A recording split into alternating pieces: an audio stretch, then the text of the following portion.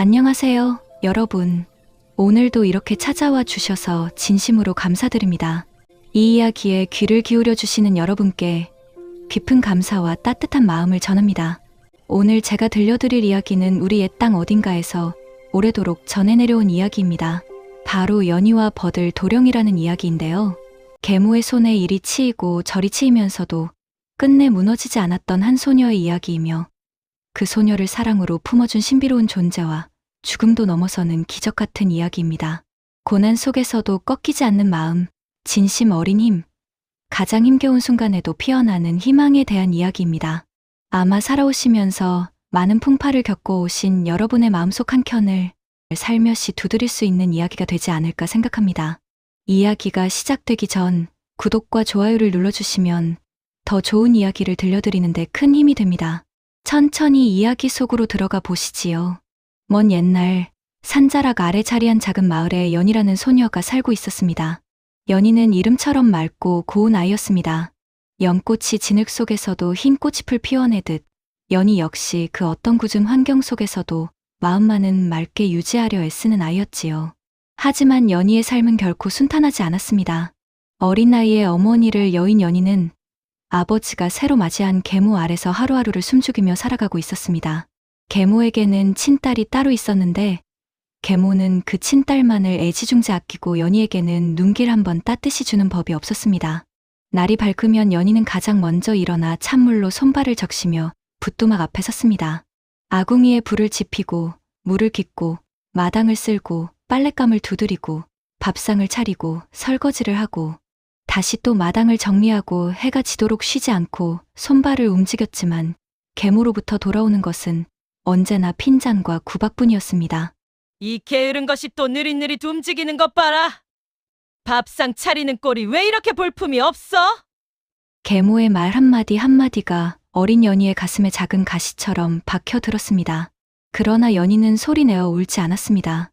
혼자 먼 산을 바라보며 조용히 눈물을 삼킬 뿐이었지요. 돌아가신 어머니를 그리워하면서 언젠가는 이 힘겨운 날들이 끝나겠지 하는 희미한 바람을 품은 채 하루하루를 버텨나갔습니다. 연희에게 세상은 언제나 차갑고 외롭고 때로는 너무 무거운 곳이었습니다. 연희는 늘 감당하기 어려운 일상을 버티며 하루하루를 견디었습니다. 아버지 역시 계모의 눈치를 살피느라 연희 편을 들어주지 못하는 나약한 분이었으니 연희는 이 넓고 넓은 세상 속에서 사실상 혼자였습니다. 그래도 연희는 살아갔습니다. 매일 아침 눈을 뜨고 일어나고 움직였습니다. 그것만으로도 연희는 이미 대단한 아이였습니다. 그의 겨울이 유난히 일찍 찾아왔습니다. 첫눈이 내리기도 전부터 찬바람이 들판을 쓸고 지나갔고 산은 금세 새하얀 눈으로 뒤덮였습니다. 냇가의 물은 얼어붙고 처마 끝에는 길고 날카로운 고드름이 줄지어 달렸습니다. 사람도 짐승도 모두 집 안에 웅크리고 싶은 그런 혹독한 겨울이었습니다. 그런 어느 날이었습니다. 계모가 연희를 불렀습니다. 그 목소리에는 평소와는 다른 무언가 차갑고 날카로운 기운이 감돌고 있었지요. 연희는 조용히 계모 앞에 나아가 두 손을 모으고 섰습니다. 계모는 연희를 위아래로 훑어보더니 입을 열었습니다. 연희야, 내가 요즘 몸이 영 좋질 않아서 입맛이 없단 말이야. 아무래도 산나물 무침이라도 먹어야 기운이 날 것 같구나. 산에 올라가서 나무를 뜯어오너라. 연희는 순간 귀를 의심했습니다. 지금은 한겨울이었습니다. 산에는 눈이 한차 넘게 쌓여 있고 땅은 꽁꽁 얼어 있으며 나물 한 폭이 돋아날 수 없는 계절이었습니다. 산나물이란 봄이 되어 땅이 녹고 햇살이 따뜻해져야 비로소 새순을 틔우는 법인데 지금 이 한겨울에 나무를 뜯어오라니요. 연희는 조심스럽게 말했습니다. 어머니, 지금은 한겨울이라 산에 나물이 없을 것 같습니다. 봄이 오면 제가 제일 먼저 달려가 뜯어오겠습니다. 하지만 계모는 차갑게 눈을 흘겼습니다. 내가 말이 많구나. 내가 나물 먹고 싶다고 하면 구해오는 것이 도리 아니냐.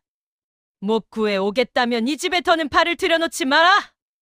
그 말의 뜻이 무엇인지 연희는 알고 있었습니다. 계모는 단지 나물이 먹고 싶은 것이 아니었습니다.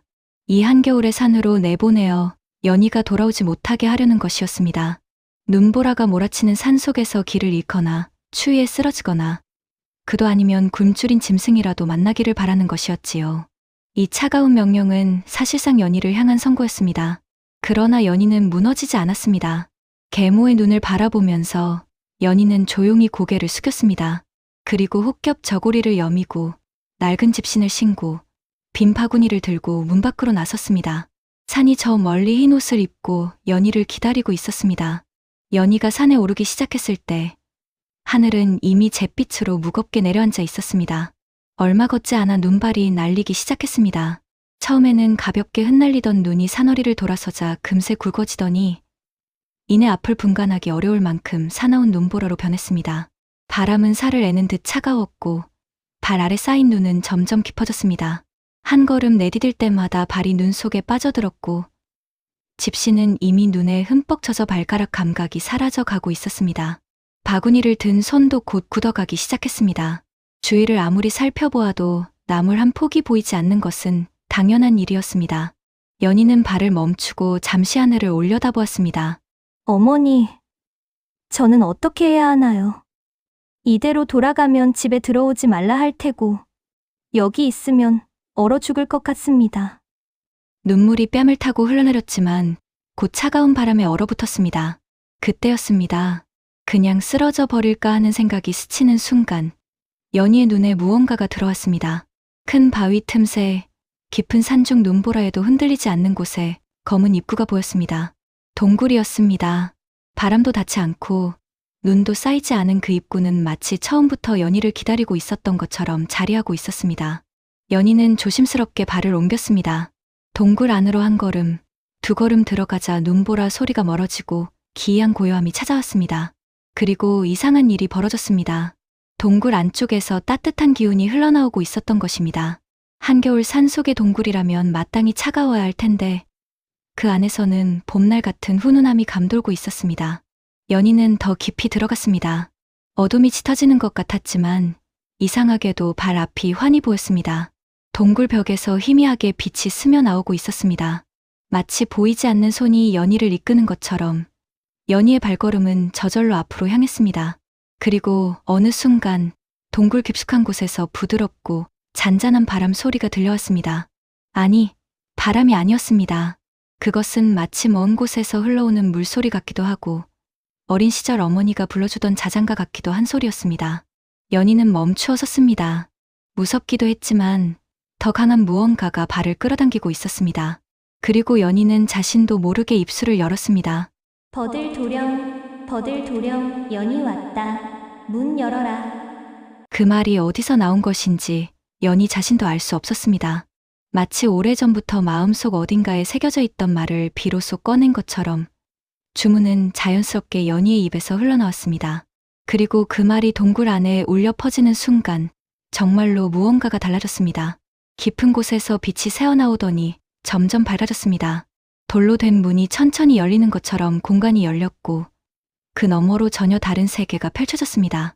눈을 의심할 만큼 놀라운 광경이었습니다. 한겨울 산속의 동굴 안에 봄도 아니고 여름도 아닌 계절 자체가 존재하지 않는 것처럼 따뜻하고 풍요로운 공간이 자리하고 있었습니다. 꽃들이 피어 있었고 물이 맑게 흘렀으며 나무에는 열매가 달렸습니다. 그리고 그 가운데 버들도령이 서 있었습니다. 버들처럼 가늘고 유연한 몸매, 맑은 눈빛, 그리고 무엇보다 연희를 향해 건네는 따뜻하고 환한 미소. 버들도령은 마치 연희가 오기를 기다렸다는 듯 자연스럽게 앞으로 나섰습니다. 연희야, 내가 왔구나. 많이 추웠지? 이리 와서 쉬어라. 그 목소리가 얼마나 따뜻하게 연희의 마음에 스며들었는지 모릅니다. 평생 따뜻한 말 한마디를 듣지 못하고 살아온 연희에게 버들도령의 그 한마디는 꽁꽁 얼었던 마음의 얼음을 조용히 녹여주는 봄볕 같았습니다. 연희는 눈물이 핑 돌았지만 꾹 참고 고개를 숙였습니다. 버들도령은 보통의 사람이 아니었습니다. 하늘 위 천상에서 내려온 성관, 즉 하늘의 신선이었습니다. 어떤 이유로 이 깊은 산속 동굴에 머물고 있었는지 자세히는 알 수 없지만 이 세상과 저 세상의 경계 어딘가에 자리한 이 특별한 공간에서 버들도령은 언제부터인가 홀로 지내고 있었습니다. 그리고 연희가 그 문을 두드렸습니다. 버들도령은 연희를 진심으로 맞이했습니다. 연희의 젖은 옷을 말려주고 따뜻한 음식을 내어주고 편히 쉴 자리를 마련해 주었습니다. 그리고 연희가 원하는 것이 무엇인지를 묻고 산나물이 필요하다는 말에 동굴 안 풍요로운 터에서 싱싱한 나물들을 가득 담아 주었습니다. 한겨울에 산나물을 그것도 이렇게 넉넉하게. 연희는 믿을 수가 없었습니다. 그러나 눈앞에 현실로 펼쳐진 광경이었습니다. 이게 즉 이 세상과 다른 차원의 공간 속에서 계절은 의미가 없었고 자연은 언제나 풍요로웠으며 버들 도령의 돌봄 아래 모든 것이 가능했습니다. 연희는 그날 이후로 가끔씩 그 동굴을 찾아갔습니다. 처음에는 두렵기도 했습니다. 혹여 계모가 눈치챌까봐, 혹여 이 신비로운 공간이 어느 날 사라져 버릴까봐 마음이 조마조마했지요. 하지만 주문을 외울 때마다 문은 언제나 열렸고 버들 도령은 언제나 그 자리에서 연희를 맞이했습니다. 동굴 안의 세계는 올 때마다 연희의 마음을 풀어주었습니다. 그곳에는 차별이 없었습니다. 구박도 없었고 핀잔도 없었으며 무거운 일거리도 없었습니다. 오직 따뜻함과 배려, 그리고 서로에 대한 진심만이 있을 뿐이었습니다. 연희는 그 공간 속에서 처음으로 자신이 소중한 사람이라는 것을 느끼기 시작했습니다. 버들 도령은 연희에게 많은 것을 이야기해 주었습니다. 별들의 이름, 꽃들의 이야기, 하늘 위 세상의 모습들, 연희가 평생 들어보지 못했던 아름다운 이야기들을 버들 도령은 들려주었습니다. 그리고 연희 역시 자신의 이야기를 조금씩 꺼내기 시작했습니다. 어머니를 잃은 이야기, 계모 아래서 보낸 힘겨운 나날들, 아무에게도 말하지 못한 외로움. 버들 도령은 묵묵히 들어주었습니다. 판단하지 않고 서두르지 않고 그저 연희의 이야기 하나하나를 귀하게 받아들였습니다. 그런 버들 도령이 곁에 있는 것만으로 연희의 마음속 묵은 상처들이 조금씩 아물어가는 것 같았습니다. 두 사람 사이에는 언제부터인가 말하지 않아도 알 수 있는 따뜻한 감정이 싹트고 있었습니다. 사랑이었습니다. 세상의 온갖 차가움을 피해 이 작은 이계 안에서 피어난 순수하고 진심 어린 사랑이었습니다. 버들 도령은 연희에게 한 가지 당부를 했습니다. 연희야, 이 동굴의 일은 아무에게도 이야기해서는 안 된다. 우리가 만나는 이 사실이 밖으로 새어나가면 좋지 않은 일이 생길 수 있어. 제발 비밀로 해주겠니?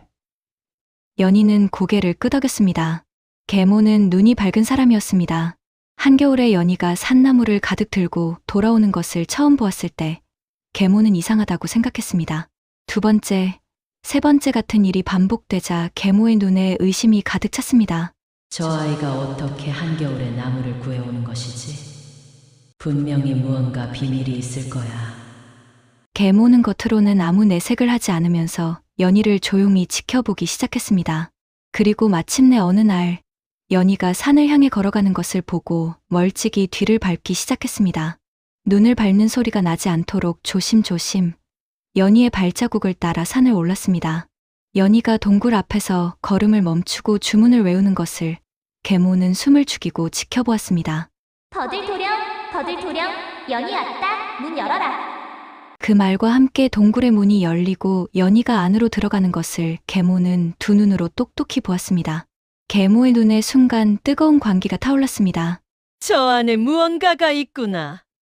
저 아이를 돕는 존재가 있어. 계모는 이를 악물었습니다. 연희가 행복해지는 것을 참을 수 없는 마음, 연희가 자신의 소나기를 벗어나는 것에 대한 두려움과 분노, 그리고 저 신비한 동굴 안에 있는 존재에 대한 질투, 그 모든 어두운 감정들이 한꺼번에 계모의 마음을 가득 채웠습니다. 연희가 돌아간 후 계모는 다시 동굴 앞으로 나아갔습니다. 그리고 연희에게서 들은 주문을 흉내내어 문을 열었습니다. 계모의 눈앞에 펼쳐진 풍요로운 세계를 보았을 때 계모는 잠시 놀랐지만 곧 눈을 가늘게 뜨며 버들 도령을 바라보았습니다. 버들 도령은 처음에 연희가 온 줄 알고 반갑게 맞이하려 했지만 눈앞에 선 것이 계모임을 알아채고 경계했습니다. 계모는 달콤한 말로 버들 도령에게 접근했지만 버들 도령은 자신이 연희를 아끼고 있다는 것을 숨기지 않았습니다. 계모의 의견과 대립되어 연희를 옹호하자 계모의 광기가 불타올랐습니다.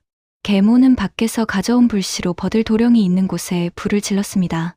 벌건 불길이 치솟는 것을 확인하자마자 그녀는 죄책감도 없이 어둠 속으로 서둘러 도망쳤습니다. 어린 시절부터 따뜻한 것이라고는 알지 못하고 자라온 계모의 어두운 마음이 결국 가장 끔찍한 일을 저지르고 만 것입니다. 버들 도령은 쓰러졌습니다. 그 따뜻하고 맑던 존재가 연희에게 처음으로 진심 어린 온기를 건네주었던 그 사람이 계모의 손에 의해 이 세상에서 사라지고 말았습니다. 계모는 아무 일도 없었던 듯 동굴을 빠져나왔습니다. 그리고 집으로 돌아가 아무 내색 없이 저녁밥을 차리라고 연희에게 소리치며 화를 냈습니다. 그날 밤 연희는 불길한 꿈을 꾸었습니다.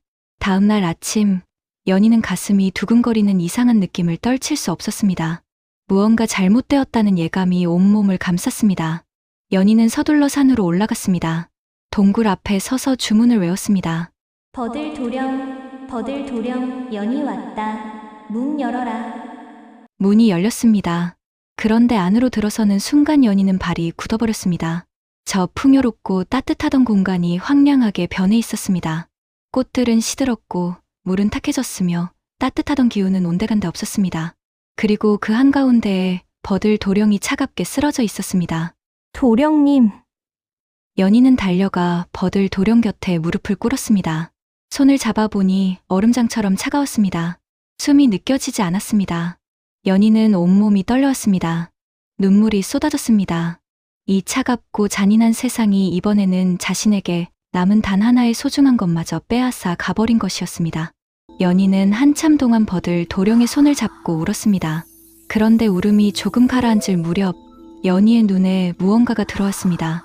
버들도령 곁에 피어난 꽃들, 시들어버린 다른 꽃들과는 달리 아직 생기를 잃지 않은 세 가지 꽃이 나란히 피어 있었습니다. 하얀 꽃, 붉은 꽃, 그리고 황금빛 꽃. 무언가 알 수 없는 힘이 연희의 손을 그 꽃들을 향해 이끌었습니다. 연희는 꽃들을 조심스럽게 손에 들었습니다. 먼저 하얀 꽃, 뼈사리 꽃의 꽃이 풀 버들도령의 몸 위에 가만히 얹었습니다. 그러자 이상한 일이 벌어졌습니다. 바스러질 것 같던 버들도령의 몸에 단단함이 돌아오는 것이 느껴졌습니다. 다음으로 붉은 꽃, 살살이 꽃을 얹었습니다. 그러자 싸늘하던 피부에 온기가 돌아오기 시작하더니 얼음장 같던 손이 조금씩 따뜻해져 왔습니다. 연희는 손이 떨렸지만 끝까지 정성을 다했습니다. 마지막으로 황금빛 꽃, 숨살이 꽃을 버들도령이 입술 가까이에 가져갔습니다. 그 꽃에서 아주 작은 금빛 먼지 같은 것이 흩어지더니 버들도령의 코와 입으로 스며들었습니다. 연희는 숨을 죽이고 기다렸습니다. 고요했습니다. 아무 소리도 들리지 않았습니다.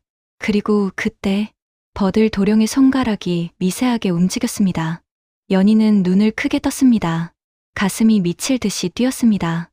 버들도령의 입술이 열리더니 가느다란 숨결이 새어나왔습니다. 눈꺼풀이 천천히 떨리기 시작했습니다. 그리고 마침내 버들도령이 눈을 떴습니다. 연희의 눈물이 빗물처럼 쏟아졌습니다. 기쁨인지 슬픔인지 안도인지 알 수 없는 온갖 감정이 뒤섞여서 그냥 울음이 터져나왔습니다. 버들도령은 천천히 연희를 바라보더니 희미하게 미소를 지었습니다. 연희야, 내가 살려주었구나. 그 한마디에 연희는 더 크게 울었습니다. 버들도령이 건강을 되찾는 데에는 얼마간의 시간이 필요했습니다. 그동안 연희는 버들도령 곁을 지켰습니다. 밥을 지어 나르고 이야기를 들려주고 때로는 그냥 나란히 앉아 서로의 존재를 느꼈습니다. 그리고 그 시간 동안 연희의 안에서 무언가가 달라지고 있었습니다. 예전에 연희는 늘 고개를 숙이고 살았습니다. 계모가 시키면 시키는 대로, 세상이 밀어붙이면 밀리는 대로 언제나 수동적으로 살아왔습니다. 자신이 원하는 것이 무엇인지, 자신이 소중한 존재인지조차 스스로 알지 못하고 살아온 것이지요. 그런데 이제 연희는 달랐습니다. 죽음을 넘어서는 사랑을 경험하고 가장 힘겨운 순간에 자신 안에 있는 힘을 발견한 연희는 더 이상 예전의 작고 수동적인 아이가 아니었습니다. 건강을 완전히 되찾은 버들도령은 연희에게 조용히 말했습니다. 연희야, 나는 사실 하늘 위에서 내려온 사람이야. 이 땅에서 해야 할 일이 있어서 잠시 내려와 있었는데 이제 그 일이 끝났어. 나는 곧 하늘로 돌아가야 해. 연희는 가슴이 철렁했습니다. 하지만 이상하게도 예전처럼 무너지거나 매달리지 않았습니다. 연희는 조용히 버들도령을 바라보았습니다. 그러면 저는요? 버들도령이 환하게 웃으며 연희의 손을 잡았습니다. 연희야, 너도 같이 가자. 너는 이미 이 세상의 사람만이 아니야. 죽음을 되돌리는 기적을 이룬 내 마음은 하늘의 것이야. 나와 함께 올라가서 선녀가 되렴. 연희는 잠시 그 말을 마음속에 담았습니다. 선녀가 된다는 것, 그것은 단순히 어느 좋은 곳으로 떠나는 것이 아니었습니다. 그것은 계모의 소나귀에서 벗어나는 것이기도 하고 더 이상 세상의 차가움에 짓밟히지 않아도 되는 것이기도 하고, 무엇보다 자신이 충분히 그런 자리에 있을 자격이 있는 존재라는 것을 스스로 인정하는 것이기도 했습니다. 연희는 미소 지었습니다. 두 사람은 함께 동굴을 나섰습니다. 밖은 여전히 겨울이었지만 이상하게도 바람이 잔잔했습니다. 하늘이 열리는 것처럼 구름이 갈라지더니 눈부신 빛이 내려왔습니다. 그 빛 속을 향해 연희와 버들도령은 함께 올라갔습니다. 아래에는 여전히 그 작은 마을이 있었고 어딘가에는 계모가 있었지만 이제 연희는 그 모든 것을 내려다볼 수 있는 자리에 서게 되었습니다. 평생 짓눌리며 살아온 연희가 이제 하늘에서 빛을 내리는 존재가 된 것이었습니다. 계모의 이야기로 시작된 이 설화는 착한 소녀가 나쁜 계모에게 고생하다 잘 됐다는 단순한 이야기가 아닙니다. 연희가 겪은 고난은 아이를 단련시켰고 발을 내디딘 용기, 버들도령과 나눈 진심 어린 사랑, 그리고 죽음 앞에서도 포기하지 않았던 의지, 그 모든 것이 수동적인 소녀에서 스스로의 삶을 선택하는 자유로운 존재로 변화시킨 것이었습니다. 연희와 버들도령의 이야기는 여기서 끝이 납니다. 여러분, 생각해보시면 우리 모두의 삶에는 저마다의 계모가 있었습니다. 우리를 짓누르는 어려운 환경, 불가능해 보이는 요구, 혹독하게 몰아치는 겨울바람 같은 순간들이 있었습니다. 그럼에도 우리는 살아왔습니다. 연희처럼 눈보라 속에서 걸음을 멈추지 않고 한겨울에 나무를 구하러 산에 오르는 그 마음으로 오늘 이 자리까지 걸어오신 것이 아닐까요? 그리고 어쩌면 우리 삶에도 버들도령 같은 존재가 있었을지 모릅니다. 가장 힘겨운 순간에 조용히 손을 내밀어 준 누군가, 아무것도 바라지 않고 따뜻하게 맞이해 준 누군가, 혹은 말없이 곁에 있어준 누군가, 그런 소중한 인연들이 우리를 여기까지 이끌어준 것이 아닐까 생각합니다. 여러분, 오늘 이 긴 이야기를 끝까지 함께 해주셔서 정말 감사합니다. 살아오시면서 참 많은 겨울을 견뎌오셨을 여러분께 오늘 이 이야기가 작은 봄볕 한 줄기 같은 위로가 되었기를 진심으로 바랍니다. 건강하게 지내시고 또 좋은 이야기로 찾아뵙겠습니다. 고맙습니다.